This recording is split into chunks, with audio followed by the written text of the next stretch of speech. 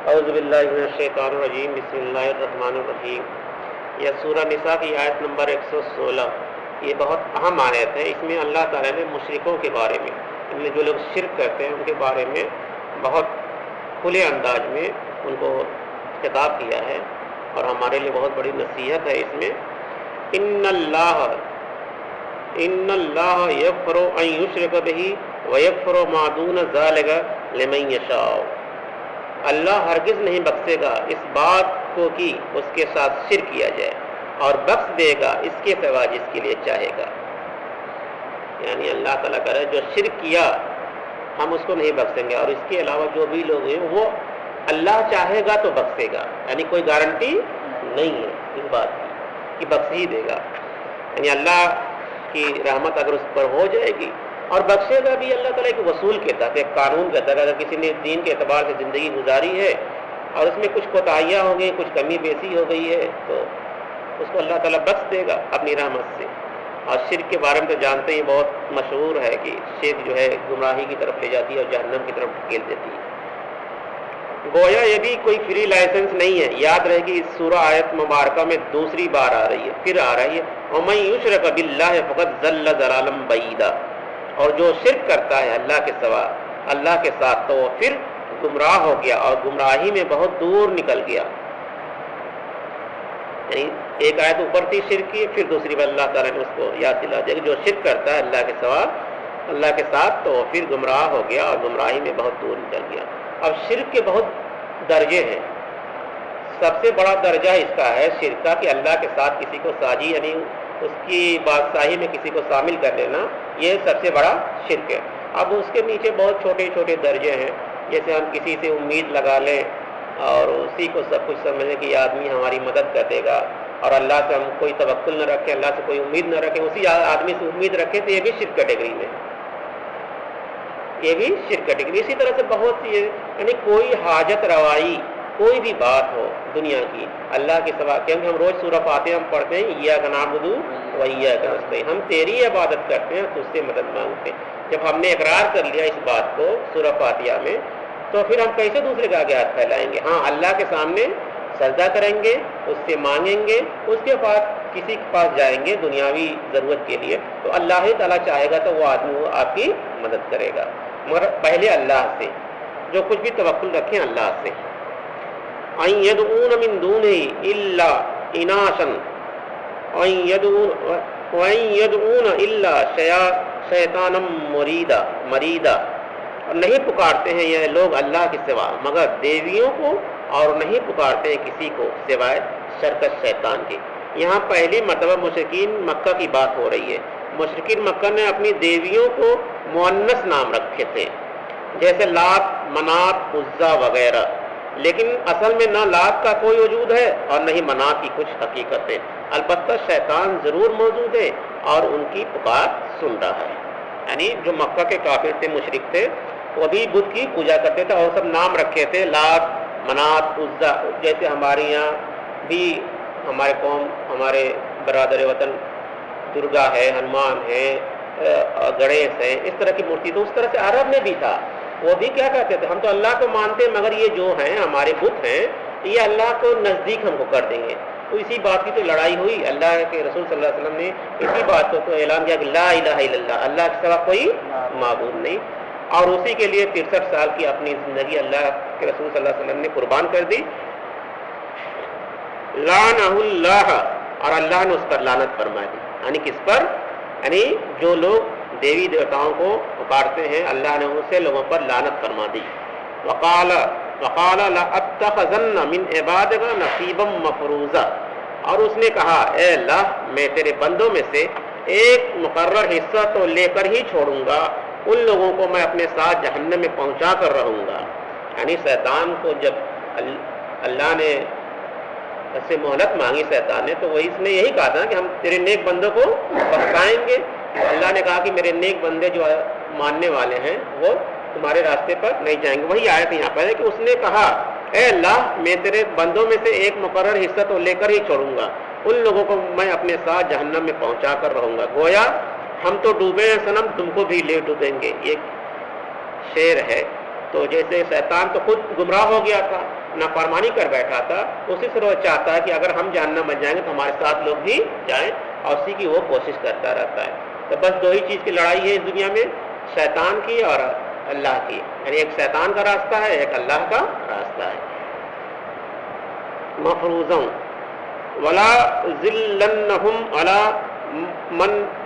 منینہم، اور میں لازمن ان کو بہکاؤں گا، ان کو بڑی بڑی امیدیں دلاؤں گا، یعنی شیطان کہہ رہا ہے اللہ تعالیٰ سے کہ میں لازمن ان کو بہکاؤں گا اور ان کو بڑی بڑی امیدیں دلاؤں گا، ان کی دلوں میں بڑی بڑی امیدوں کے چراغ روشن کروں گا۔ یہ بہت تابناک کیریئر ہے، لگے رہو اسی کام میں، اس میں بڑا فائدہ ہے، ناجائز تو ہے خیر اللہ بخش ہی دے گا۔ یعنی ہم مسلمانوں کا یہ عقیدہ ہو کہ ہم غلط کام کرتے رہیں اور اللہ سے امید بھی لگائے رہیں کہ اللہ ہم کو بخش دے گا، مگر ایسا نہیں ہوگا۔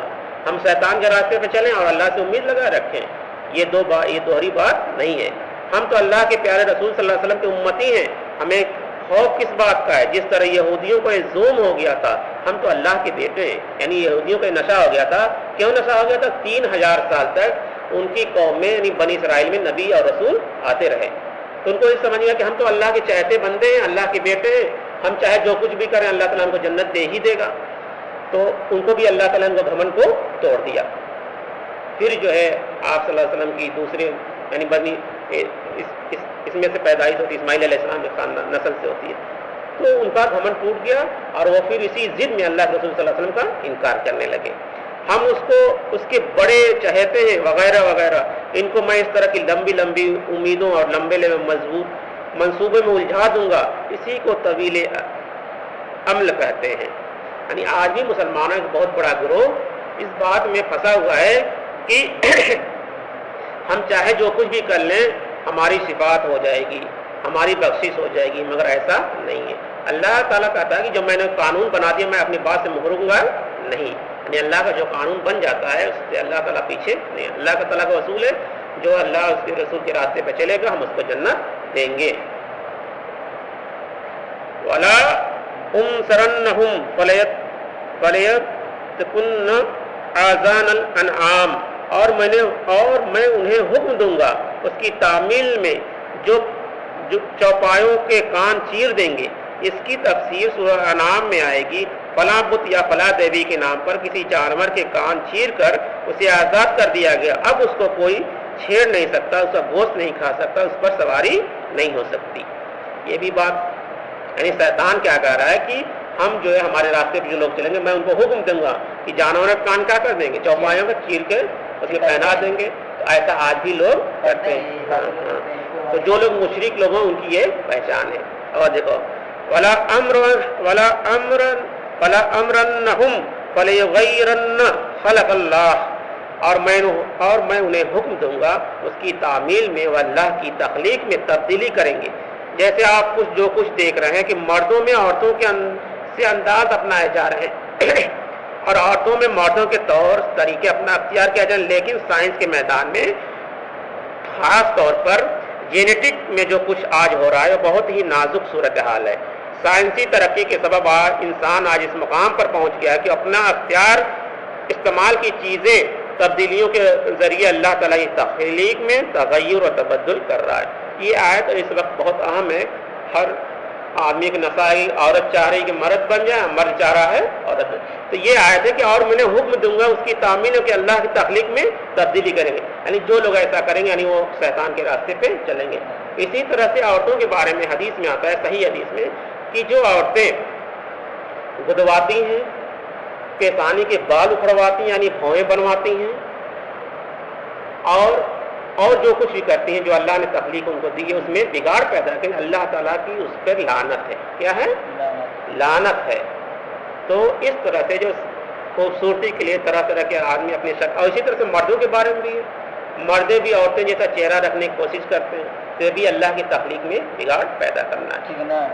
اور سائنس نے تو بہت ترقی کر لی ہے۔ سائنس تو یہ کہتا ہے کہ آپ کو کیسا لڑکا چاہیے، اس طرح سے وہ اس میں ڈیولپ کرتا ہے، اس میں طرح طرح کی اللہ یعنی اللہ کی جو تخلیق ہے، اللہ کی جو قانون ہے اس میں وہ بگاڑ پیدا کرنا چاہتا ہے، جس کے نتیجے میں ہم آج دیکھ رہے ہیں دنیا میں کس طرح سے تباہی پھیل رہی ہے۔ تو یہ اس آیت میں کہ اور میں انہیں حکم دوں گا کہ اس تعمیل میں کہ اللہ کی تخلیق میں تبدیلی کریں، یعنی بگاڑ پیدا کریں۔ ومن يتخذ الشیطان ولیا من دون اللہ فقد خسران مبینا، اور جس کسی نے بھی اللہ کو چھوڑ کر شیطان کو اپنا دوست بنا لیا تو بہت کھلے خسارے میں اور تباہی میں پڑ گیا۔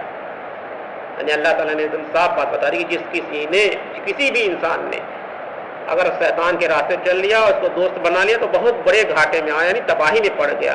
بعدهم یومنہم ما یعیدہم الشیطان الا غرورا، اور وہ شیطان ان سے وعدے بھی کرتا ہے اور انہیں امیدیں بھی دلاتا ہے، انہیں وعدہ کرتا ہے ان سے شیطان مگر دھوکے کا۔ یعنی جو لوگ شیطان کے راستے پر چلتے ہیں شیطان ان سے دھوکے کا وعدہ کرتے ہیں، یعنی جو کچھ دکھائے گا اس میں سب دھوکہ ہی دھوکہ رہے گا، اس میں کوئی حقیقت نہیں ہے۔ شیطان کے وعدوں کو بہلاوے دیتا ہے اور آرزو میں پھنساتا ہے، سبز باغ دکھاتا ہے مگر شیطان کے دعوے سراسر فریب ہیں۔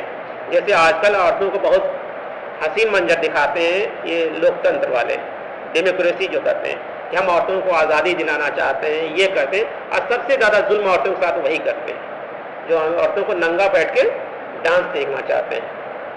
تو وہ کہتے ہیں کہ تحریک چلاتے ہیں، یعنی وہ شیطان کے راستے عورتوں کو بہکا کے ان کے ساتھ دھوکے بازی کرتے ہیں۔